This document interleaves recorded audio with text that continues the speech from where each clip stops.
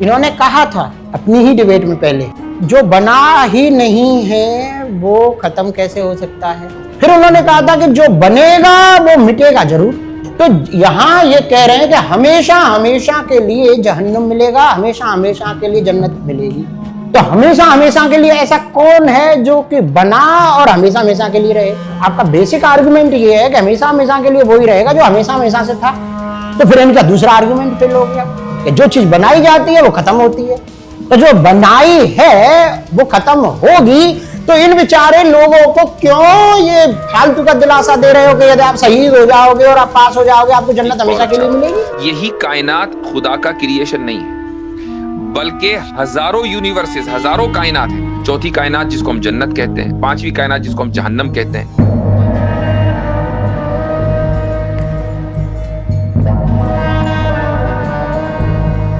मेरा एक बहुत सिंपल सा क्वेश्चन है कि आप पहले मुझे एक छोटी सी चीज क्लियर कीजिए कि अल्लाह ने दुनिया एक ही बार बनाई या हमेशा बनाते हैं? अल्लाह ने एक कायनात नहीं बनाई है, एक दुनिया नहीं बनाई, एक बार हजारों। एक मैं बार बता रहा बनाई या फिर हूँ किस कायनात क्वांटिटी नहीं की, पूछ रहा। जिसमें जिसमें हम रह रहे हैं वो। हाँ, अभी अल्लाह ने क्रिएशन की है ना, तो ये क्रिएशन वो हमेशा से करता आ रहा है या फिर एक ही बार की है उसने?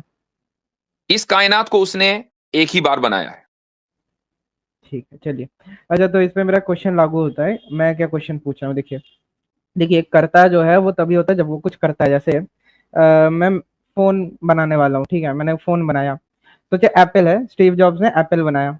तो जो एप्पल उसने बनाया, उससे पहले वो एप्पल का क्रिएटर या सीईओ या ओनर नहीं था, एप्पल बनाने के बाद हुआ, राइट? तो जब उसने वो बनाया एप्पल कंपनी, तो उसके अंदर एक एट्रीब्यूशन, एक जो है उसके अंदर नाम जुड़ा, ठीक है, उसके अंदर कुछ एडिशन हुआ।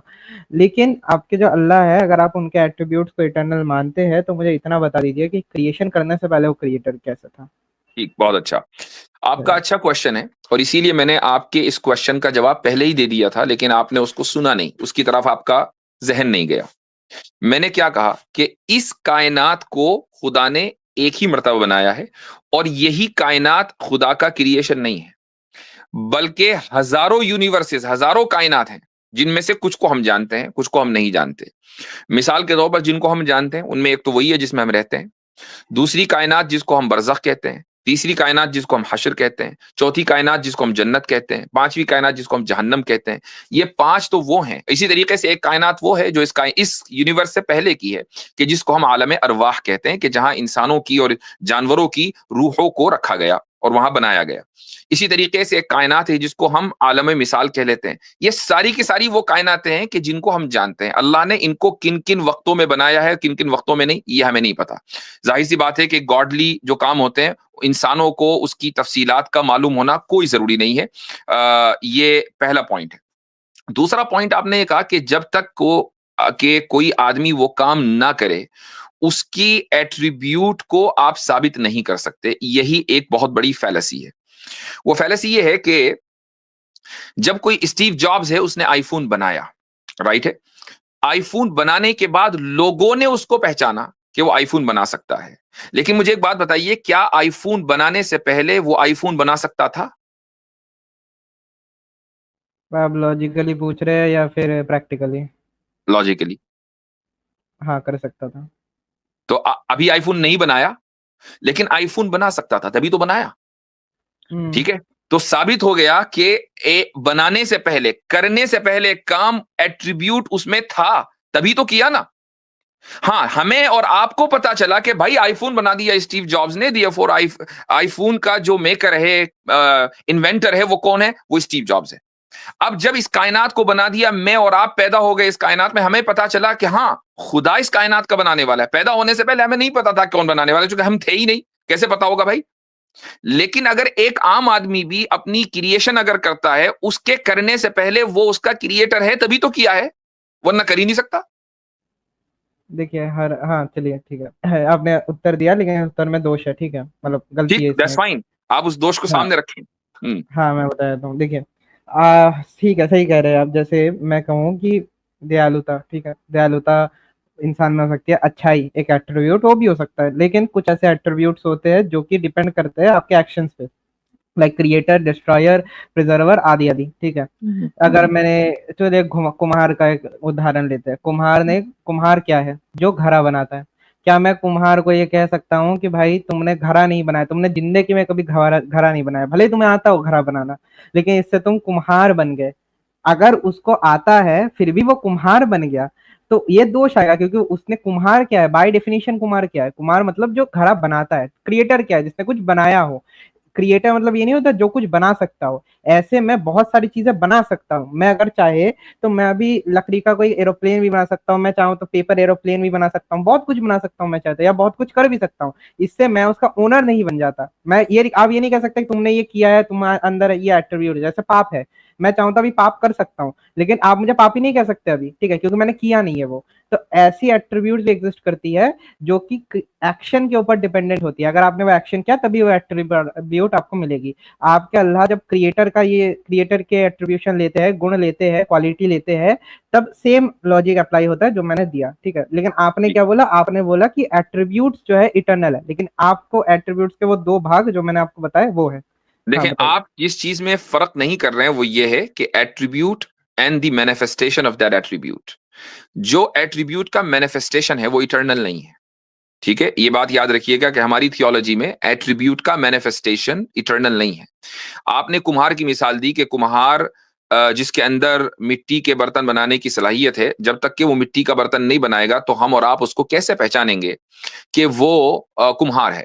ये जो उसने मिट्टी के बर्तन बनाए हैं ये उसकी आर्ट का मैनिफेस्टेशन है, ठीक है। अच्छा, अब कुम्हार पर हम खुदा को की ये एनालॉजी क्यों नहीं कर सकते? उसकी वजह यह है कि कुम्हार खुद इटर्नल नहीं है, सही है। तो उसकी जो क्रिएशन होगी, जो उसके बर्तन होंगे वो भी इटर्नल नहीं होंगे। लेकिन फिर भी थोड़ी देर के लिए हम मान लें कि ये जो बर्तन उसने बनाए हैं ये मैनिफेस्टेशन ऑफ हिज आर्ट है। लेकिन वो एक आर्टिस्ट है, तभी तो वो वहां तक पहुंचा ना, बर्तन बनाने तक। ऐसा तो है नहीं कि वो माँ के पेट से पैदा हुआ, खट से उसने बर्तन बना दिया। आर्टिस्ट, उसके अंदर वो आर्टिस्टिक क्वालिटी थी तभी उसने बर्तन बनाए। क्वालिटी थी, उसका मैनिफेस्टेशन हुआ है। तो क्वालिटी और एक्शंस या मैनिफेस्टेशन में फर्क करना पड़ेगा। इसी तरीके से खुदा ताला में ये क्वालिटी इटर्नली है, उसका मैनिफेस्टेशन जो है वो इटर्नल नहीं है। जब कायनात बनी तो उसका मैनिफेस्टेशन हुआ। हाँ, धन्यवाद। देखिए, यहाँ पर भी बहुत सारे दोष आते हैं, मैं आपको कुछ गिना देता हूँ। जी पहले आपने ये बोला कि मैनिफेस्टेशन बाद में किया गया, लेकिन एट्रीब्यूट पहले था। लेकिन आपने मेरी बात को समझा नहीं। देखिए, मैं ये नहीं कहना चाहता, मैं कह रहा हूँ कि व्हाट इज एट्रीब्यूट। मैंने जो एट्रीब्यूट के आपको टाइप्स बताए, आप उसको रिजेक्ट कर सकते हो क्या? नहीं कर सकते, क्योंकि आप ठीक है, let's talk about what is attribute. सिफत, जिसको हम उर्दू में, अरबी में सिफत बोलते हैं, अंग्रेजी में एट्रीब्यूट या क्वालिटी, उसको डिफाइन कीजिए। जी हम उसको, हाँ, हमारे सिद्धांत, हमारे दर्शन में उसको वादिया गुण कहते हैं, ठीक है। मैं अपने जी हिसाब से जी डिफाइन कर देता हूँ। जी जी जी, कोई बात देखिए, नहीं, इसको डिफाइन कीजिए, ये तो तर्जुमे हो हाँ, गए। हाँ गुण, हाँ, मैं बताता हूँ। मैं गुण के दो भाग मानता हूँ। एक ऐसा गुण जो कि हमेशा से है उसके अंदर, जैसे दयालुता, या फिर हम कहे तो नैतिकता आदि आदि ऐसे गुण होते हैं। दूसरा जो कि कर्म से जाने जाते हो, जैसे कुछ बनाना, वेद का ज्ञान देना, या फिर किसी का हम ज्ञान भी यही देना। कह रहे हैं, हम भी यही कह रहे हैं, आप में और मेरे में कोई आप फर्क नहीं हुआ। आप में दोष है, आप में एक दोष है। दोष क्या है? हम्म हम्म आपने क्रिएशन एक बार मानी, लेकिन मैं जिस जगह से आता हूँ वो हमेशा से मानते हैं, ठीक है। तो नहीं नहीं नहीं नहीं अगर नहीं नहीं, hold on hold on hold on. हमने क्रिएशन इस कायनात की एक मर्तबा मानी है। इस कायनात की क्रिएशन, वही मैं शुरू में आपको लेके जा रहा हूं, इस कायनात की क्रिएशन हमने एक मर्तबा मानी है। आप इस कायनात की क्रिएशन हमेशा मानते हैं।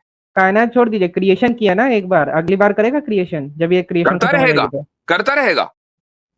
आपने तो अपनी सबसे पहली चीज कॉन्ट्रडिक्ट कर दी ना, कि आपने कहा कैसे? कि वो एक ही बार, मैं बताता हूँ। इस आपने कहा कि कायनात को वो, उसने, सुनिए, इस कायनात को उसने एक मर्तबा क्रिएट किया, दोबारा इस कायनात को क्रिएट नहीं करेगा। ये कायनात डिस्ट्रॉयड हो जाएगी, हम उसके बाद अगले आलम में मैं जाएंगे, पूरे जन्नत में हर क्रिएशन की रोज बात कर रहा हूँ। क्रिएशन होगी। सर सर जन्नत सर में सर हर सर रोज और हर सर लम्हे सर क्रिएशन होगी। सर सर एक मिनट, एक मिनट, मैं हाँ, कह रहा हूँ ये पूरी क्रिएशन मतलब क्या? मैं इस एक क्रिएशन की बात नहीं कर रहा, आप फालतू में मेरी आपने जगह इसी को क्रिएशन की बात की। आपने आकर मैं कहा पूरे, दुनिया, खुदा एक ही मर्तबा बनाता है, कई मर्तबा बनाता है। हमने कहा आप दुनिया एक ही दुनिया, मर्तबा अच्छा बनाता है। अच्छा, रुकिए रुकिए, बाकी ये दुनिया, रही बात क्रिएशन की, हाँ, तो खुदा ताला की जो क्रिएशन है वो तो उसकी क्वालिटी है इटर्नल, लेकिन उसका जो मैनिफेस्टेशन है वो एक, दो या हजार मर्तबा क्रिएशन हुआ होगा। क्रिएशन की क्वालिटी होने से क्रिएटर कैसे हो गए? मुझे ये प्रूफ कीजिए।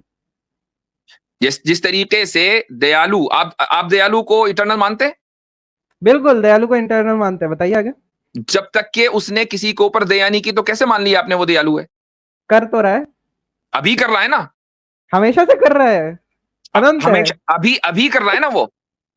हमेशा से कर रहा है, जब जब कैसे सृष्टि बनती है तब तब कैसे? दया करता है। जब से वेद का सृष्टि बनी ज्ञान है ना, देके, सृष्टि नहीं बनने नहीं, से पहले, जब सृष्टि जब बनने से जब पहले वो सृष्टि दया कर रहा बनती था है, नहीं नहीं आपके नहीं, एतबार से। जब जब आप ये देखिए, ये यहाँ पर आती है बात, हाँ, मेरी इस सृष्टि में मैं मानता हूं कि मेरी ये जो सृष्टि है इससे हम्म, पूर्व भी सृष्टि थी, सृष्टि बनने के बाद वो ज्ञान दे रहा है, लेकिन आप ये नहीं कह सकते कि ठीक सृष्टि बनने के ठीक पहले है। दयालु कैसे था, क्योंकि तो क्योंकि मेरे एक मिनट एक मिनट एक मिनट एक minute, hold on, let me मैं समझ कंप्लीट। गया, मैं समझ गया कि आप ये मानते हैं, चूंकि हाँ सृष्टि हमेशा बिल्कुल, हमेशा से है, लिहाजा वो हाँ उसकी उसका दया, उसका मैनिफेस्टेशन, उसकी दया का, चाहे वो बिल्कुल, रहम की सिफत हो, गजब की सिफत हो, या इसी तरीके से क्रिएशन की सिफत हो, उसका मैनिफेस्टेशन हमेशा हमेशा से। हम ये कह हाँ। रहे हैं कि उसके अंदर क्वालिटीज हैं, उसका मैनिफेस्टेशन इटर्नल नहीं है। तो इससे दैट्स द ओनली एट्रीब्यूशन नहीं, डिफरेंस। इससे इससे उपाधि सिद्ध नहीं होती ना मेरे मुफ्ती जी, वही कह रहा हूँ मैं। देखिए, मैं कह रहा ये हूँ कि मेरे और आप आपके मेरी, नजदीक नहीं होती भाई। मैं और आप जब पहचानेंगे, जब हम उसके उस एक्शन को देखेंगे। अगर वो एक्शन देखने के लिए हम है ही नहीं, तो हम नहीं पहचानेंगे। लेकिन उसके उसका लॉजिकली, मतलब ये नहीं कि वो मैनिफेस्टेशन नहीं है उसके अंदर। देखिए देखिए सुनिए, मैं मिसाल, एक मुफ्ती मिनट जी, एक मिनट, मुफ्ती मैं जी, मिसाल देता हूँ। होल्ड ऑन, मैं एक हाँ ठीक मिसाल है, दे चलो देता हूँ। बोलिए बोलिए। मैं मिसाल देता हूँ इस वक्त। हम्म मैं एरोप्लेन उड़ाने की सिफत रखता हूँ, ठीक है? हम्म। इस वक्त उड़ा नहीं रहा हूँ, उड़ाने की सिफत रखता हूँ। मेरे अंदर वो नहीं नहीं, क्वालिटी है अभी एज ए उड़ा नहीं ह्यूमन रहे हैं, बीइंग।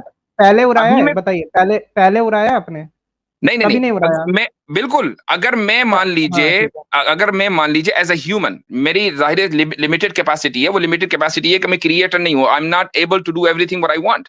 लेकिन मैं एरोप्लेन उड़ाने की सिफत इस तरह रखता हूं कि मैं इंसान हूं, सीख कर ये काम कर सकता हूं, ठीक है? सीख कर ये हम्म। काम कर सकता हूं, मैं लिमिटेड हूं।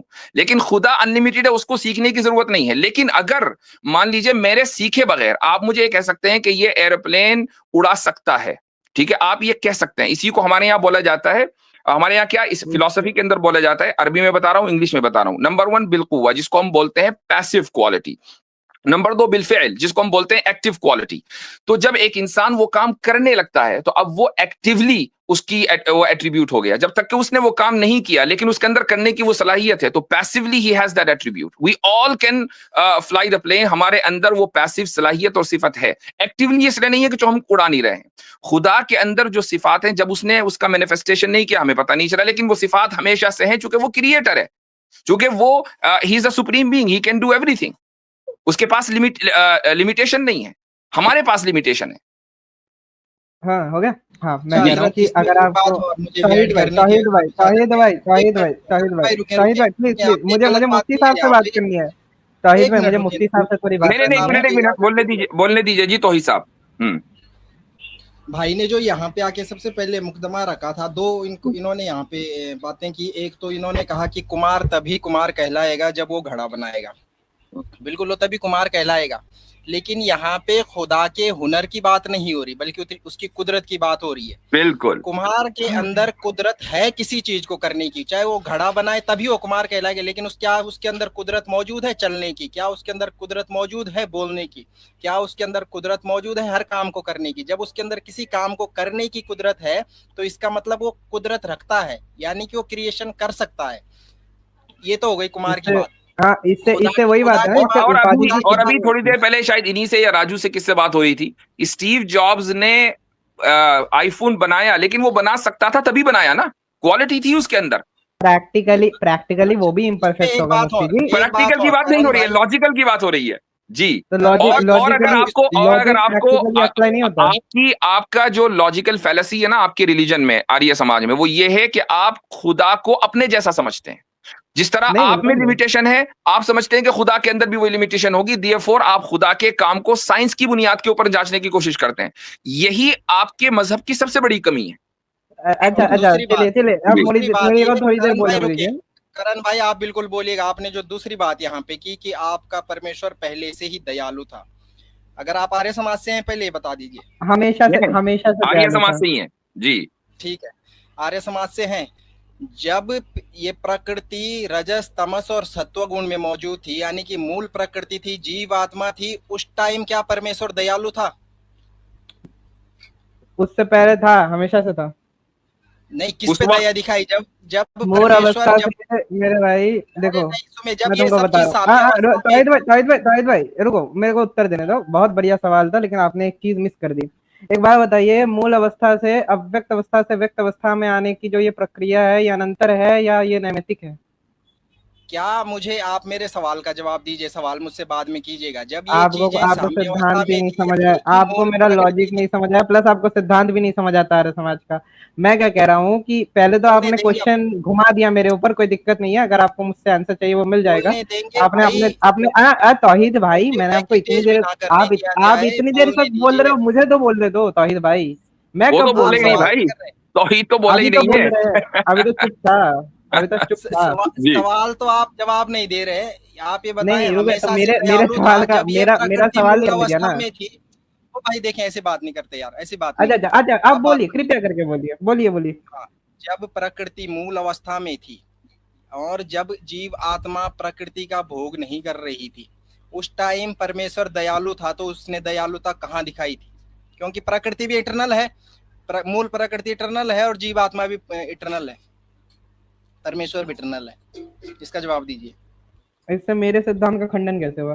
व्याप्ति लगाइए इस पे। आपने कहा ना वो दयालु है, दयालु तभी होगा आपके क्राइटेरिया के हाँ तो हिसाब दया से। कर चुका है कोई ना मूल अवस्था में, सुनिए, कब प्रलय हुई? काल में मूल अवस्था में जाती है ना, प्रलय काल में मूल अवस्था में जाती है, तो प्रलय प्रलय काल में काल तो मूल उसको मूल कहते अवस्था। हैं, वो भाई प्रलय काल में कोई दया नहीं हुई, तभी तो वो भिन्न भिन्न थे। नहीं, अरे प्रलय काल से पहले तो व्यक्त अवस्था में थी ना भाई प्रकृति। वो तो भिन्न भिन्न थे ना, उस टाइम तो नहीं थे, कौन दया भिन्न भिन्न उससे था? पहले कहाँ अरे दिखाई? भाई मैं क्या कह रहा हूँ, मैं जीवात्मा और ये नहीं कह रहा कि प्रकृति। भिन्न था। रुकिए रुकिए, मेरे को समझा लेने दीजिए। आपको हिंदी आती है ना, मतलब आर्य समाज की जबान आती है ना? या मैं आपको बहुत सिंपली अच्छे से एक्सप्लेन करूँ? आती है। आप मुझे हाँ ठीक सिंपल है, सा जवाब दीजिए, ठीक जब ठीक है मूल ठीक है ठीक है, प्रकृति आपको और मैं जीव बताया था। आत्मा भिन्न भिन्न थे, जब मूल हाँ हाँ प्रकृति ठीक है। जीव आत्मा भिन्न भिन्न थे, परमेश्वर ने दया किस पे दिखाई? कहाँ पे दया दिखाई? आत्मा पे दिखाई, आत्मा पे दिखाई, व्यक्त स्वरूप में लाके शरीर बना के। वो तो उन उससे पहले नहीं थी ना। क्या हाँ इटरनल बिल्कुल थी, मानते हैं किसे आप? का नहीं थी। अच्छा रुको रुको, क्या मूल आप मूल इटरनल प्रकृति मानते हैं का, प्रकृति सुनिए को? सुनिए, रुके रुके, भाई अरे आप इस भाई, जीव आत्मा अरे सहित तौहीद प्रकृति को तौहीद इटरनल भाई, मानते हैं? तौहीद भाई, अरे देखें यार, ऐसे तौहीद बात भाई, नहीं होती, बात एक, सुनिए अरे आप। मुझे बोलने, अरे जवाब दे रहा हूँ भाई, जवाब तो सुन नहीं ना, लो आप भाई। बात नहीं सुन रहे, आप बात नहीं सुन रहे। मैं ये कह रहा अरे हूँ, जब आप बिल्कुल कह रहे सुन हैं रहा कि हूँ, दया आप मेरी दिखाई, बात नहीं सुन रहे, अजीब मेरी आदमी बात है नहीं भाई। समझे आप। देखिए ऐसा है, करण करण करण नाम है आपका, हाँ, बोलने दे। एक वक्त में उन्होंने आपसे एक सिंपल सवाल किया, और हाँ वो ठीक है फिर। सवाल को मैं सवाल को उसको थोड़ा सा रिफ्रेश भी कर मुफ्ती दूं साहब, कि मुफ्ती साहब, अगर, मुफ्ती साहब, भाई मुझे तो मुफ्ती बोलने साहब, दो यार, अरे मुझे तो हाँ, बोलने दो, इस्लाम इस्लाम का सवाल का क्या हुआ, मेरे जो इस्लाम का सवाल था। मुझे तो जवाब देने दो। या ठीक है वो, आपको सवालात अच्छे नहीं लगते? हाँ लगते हैं भाई, बिल्कुल लगते सवाल तो हैं तो फिर पूछने सवाल चाहिए। कर लेने दें। सिंपल सी बात है कि अगर खुदा के अंदर कोई एट्रीब्यूट है और वो इटर्नल हम्म, है, तो फिर हम्म, हमेशा हमेश उस एट्रीब्यूट का होना जरूरी है। तो अगर कोई हम्म, काल ऐसा है कि जिसमें थोड़ी देर के लिए भी खुदा के हम्म। अंदर दया नहीं है, तो फिर वो इटर्नल नहीं है। That is his point. सही कह रहा हूं मैं तौहीद ये, साहब? हाँ, ये था। तोहिद साहब, क्या मैंने बात सही जी कही? हजरत, जी हजरत, ये आपने बिल्कुल अब बहुत मुझे बढ़िया। आप बताएं, अब मुझे आप हाँ बताएं कि बिल्कुल अगर, बिल्कुल, अब अगर इसमें मुझे इसमें आप बहुत बढ़िया बताएं कि उत्तर है। उस काल में अगर कोई वक्त ऐसा गुजरा जब कुछ नहीं था, तो एट दैट वेरी मोमेंट क्या खुदा दयालु था? आ जाइए, ठीक है, चलिए। व्हाट इज दयालु, पहले ये देखिए, दयालुता, मैं कह रहा हूँ कि ईश्वर दयालु इसलिए है क्योंकि वो दया दिखाता है, इसलिए नहीं है कि हमेशा भाई हमें अरे इटर्नल का असल में, मतलब ही ये है कि इटर्नल का मतलब ही ये है कि वो हमेशा करता है काम, आपकी डेफिनेशन के एतबार से। नहीं नहीं नहीं, ना ना ना, मेरी डेफिनेशन आपकी को गलत ले लिया डेफिनेशन के आपने। एतबार से ना ना इटर्नल ना, का मतलब है हमेशा करना, क्रिएटर का मतलब है हमेशा क्रिएट करना, तो दयालु का मतलब है हमेशा दिया दिखाना। दिया फोर उस काल में उसने दिया क्यों नहीं दिखाई उस खास मोमेंट में, हाँ जबकि हो वो गया हजरत ना, हमेशा इन्होंने अच्छा कहा दयालु चलिए। है? भी है, हजरत अरे इन्होंने कहा बोल भी है कि लेने तो हमेशा दो से भाई, दयालु है, अरे हाँ, हमेशा से बोल तो दयालु लेने है, दो, इन्होंने कहा अरे है। बोलने तो दो भाई, बोलने तो दो। जी मुफ्ती जी, जी, हो गया काम अरे जी। अरे अरे, रुक हो तो गया जाइए, आपका, मेरी बात सुन होता लीजिए। होता यह है कि आपका। आप लोग आते हैं और जैसे ही हमारी तरफ से सवाल जाता है तो बोलने नहीं देते। अभी हजरत बोलने नहीं दे रहे थे, लेकिन मैं अपनी जी बात वाजे कर दूं। जी आर्य समाज का कॉन्सेप्ट ये है कि एक काल ऐसा है शुरू में कि जहाँ पे प्रकृति अलग है और जीव आत्मा अलग है और परमेश्वर अलग है। जीव आत्मा की इच्छा होती है कि वो किसी चीज का भोग करे, उसके अंदर ये इच्छा होती है कि वो भोग करे, तो परमेश्वर उन दोनों को मिला देता है, क्योंकि प्रकृति तो निर्जीव है, उस पर कोई वो नहीं है, मतलब वो कॉन्शियसनेस अनकॉन्शियसनेस है। तो जब जीव आत्मा को ये इच्छा होती है कि वो भोग करे, तो परमेश्वर उस पे दया दिखाता है और उसको जो है वो प्रकृति मिला देता है, यानी कि उसको एक भोगने के लिए शरीर दे देता है, जैसे हमारी आत्मा हमारा शरीर। तो लेकिन उससे पहले वो अलग अलग थे, तीनों अलग अलग अवस्था में पड़े हुए थे। तो जो उस अवस्था में था, जब वो अलग अलग थे, तो उस टाइम तो परमेश्वर ने कोई दया नहीं दिखाई। जब जीव आत्मा ने इच्छा की तब जाके उसने दया दिखाई। राइट। और तो इनका उसकी आर्य इच्छा समाज का करने से सिद्धांत, पहले, यानी उस आत्मा की ख्वाहिश से पहले खुदा ने दया नहीं दिखाई, और वो है इटर्नल दयालु। तो फिर ये कैसे हुआ इटर्नल, जबकि उनके मुताबिक इटर्नल होने का मतलब ये कि वो हमेशा वो काम करता रहे। बिल्कुल। जी, और हजरत यही आर्य समाज फैलती है। का बिल्कुल बिल्कुल आर्य समाज का तो ये बिल्कुल सिद्धांत है, पहला सिद्धांत उनका यही है कि ईश्वर बगैर कारण के कोई कार्य नहीं करता, उसके लिए कोई बिल्कुल ना कोई कारण होना चाहिए। तो जीव आत्मा का कारण था कि उसकी इच्छा हुई, इसलिए परमेश्वर ने वो कार्य किया। वो दया भी तभी करेगा जब उसके पीछे कोई कारण होगा। तो अगर वो बगैर कारण के कोई काम नहीं करता है तो वो कारण का या उस रीजन का के ऊपर डिपेंडेंट हुआ, और बिल्कुल डिपेंडेंट है। जो डिपेंडेंट हो वो खुदा कैसा। और वो क्रिएटर तो है ही नहीं, इनके यहाँ कॉन्सेप्ट तो है ही नहीं एग्जैक्टली। क्रिएटर का। ये तो कुमार ही मानते हैं खुदा को, कि खुदा एक कुमार है, मिट्टी से और आग से और पानी से मिला के घड़ा बनाता है। जी जीवात्मा जी और जी। प्रकृति, मूल प्रकृति से मिलके प्रकृति बनाता है। वो क्रिएटर तो है ही नहीं। एक मैंने आम ट्रेंड देखा है तौहीद साहब, हमारे पास जब आर्य समाजी आते हैं, तो जब तक के वो क्वेश्चन करते हैं तो बड़े सिविलाइज्ड रहते हैं, जैसे ही हम क्वेश्चन करते हैं तो एकदम अनसिविलाइज्ड हो जाते हैं। ये क्या चक्कर है भाई? आपका तजुर्बा भी ऐसा ही है? हजरत, ये तजुर्बा हर एक उस इंसान का है जिसने आर्य समाजी से बात की है। यही बात है, यही बात है। अच्छा जी, चले ठीक है, आगे और बढ़ते हैं। इसके पीछे का मैं बता देता हूँ आपको, इंशाल्लाह के बढ़ते जी हैं। इसके पीछे का कारण ये है कि स्वामी दयानंद सरस्वती ने खेला है वन साइड, जी। कि बॉलिंग करता रहे बंदा, वो सिक्स पे सिक्स मारते रहे, कभी उसको चांस ही नहीं दिया बैटिंग करने का सामने वाले को। एक चीज मुझे उन्होंने सब ख्याल कुछ अपनी किताब में लिख दीजिए। जी, एक चीज और मुझे ख्याल आ रहा है। इनफैक्ट मैं भी 2-3 दिन पहले एक किताब पढ़ा रहा था इस्लामिक फिलॉसफी पर। तो उसमें जो आर्य समाजियों का जो नजरिया है ना कि यूनिवर्स इटर्नल है, और उसकी वजह यह है कि खुदा इटर्नल है और उसकी सिफात, ये एग्जैक्ट यही नजरिया जो ग्रीक फिलोसोफर्स हैं उनकी तरफ उनके नाम से उसमें बयान किया गया। और ये हकीकत है कि ग्रीक फिलोसोफर्स ने यही बात बयान की है जिसको हिंदू फिलोसोफर्स ने वहां से चुरा लिया, कि जी यही सही नजरिया है। और उन्होंने कहा कि ये दरअसल हिंदू फिलोसफी थी जिसको ग्रीक्स ने चुराया है, हालांकि इसका उल्टा हुआ है। अच्छा, उसमें ये पूरी बात जब ग्रीक फिलोसफी का ट्रांसलेशन अरबी में हुआ, तो कुछ मुसलमान भी इस चीज से मुतासिर हुए और उन्होंने भी यही समझा कि शायद ये यूनिवर्स इटर्नल है, वरना फिर खुदा इटर्नल नहीं होगा, उसकी सिफात जो उसकी एट्रीब्यूट्स हैं वो इटर्नल नहीं होंगी। अब अगर यूनिवर्स को इटर्नल मान लिया जाए तो ये बड़ा मसला है। तो कुछ मुस्लिम स्कॉलर्स ने, जिनको हम मुअतजिला आज मानते हैं, उन्होंने खुदा की जो क्वालिटीज है उसी का इनकार कर दिया कि खुदा के अंदर क्वालिटीज ही नहीं है। यहां से गड़बड़ी शुरू हुई। तो उसके मुकाबले में फिर डायलेक्टिकल थियोलॉजियंस, जिनको हम मुतकल्लिमीन कहते हैं, उनका बाकायदा एक ग्रुप उठा कि जिन्होंने उस ग्रीक फिलॉसफी का इस्लामाइजेशन किया। और ये जो बात इन्होंने कही है कि सिफत के लिए जरूरी है कि, या एट्रीब्यूट के लिए जरूरी है कि वो काम हमेशा होता रहे, बाकायदा इसको हमारे यहाँ जो इस्लामिक फिलॉसफी या इल्म कलाम है उसको दसियों बीसियों दलाइल के जरिए डिबंक किया गया है। और उसका कुछ असर आपने अभी देखा कि स्टीव जॉब्स के मामले में ये खुद मान रहे हैं कि भाई स्टीव जॉब्स आईफोन बनाने से पहले भी आईफोन बनाने वाला था। तो जब ये प्रॉब्लम है कि वो स्टीव जॉब्स को तो यह हक देते हैं कि उसके अंदर सिफत हो, लेकिन खुदा को ये सिफत नहीं देते। और उसकी बुनियादी वजह यह है कि जो मेन फैलसी आर्य समाज के अंदर पाई जाती है वो ये कि वो खुदा को अपने जैसा कोई आदमी इंसान समझते हैं, कि जो लॉज और जो रूल्स खुदा पर एप्लीकेबल हैं, इंसान पर एप्लीकेबल है, वही लॉज और रूल्स खुदा के ऊपर भी अप्लाई करते हैं कि चूंकि ये काम हम नहीं कर सकते लिहाजा खुदा भी नहीं कर सकता। And that is a problem.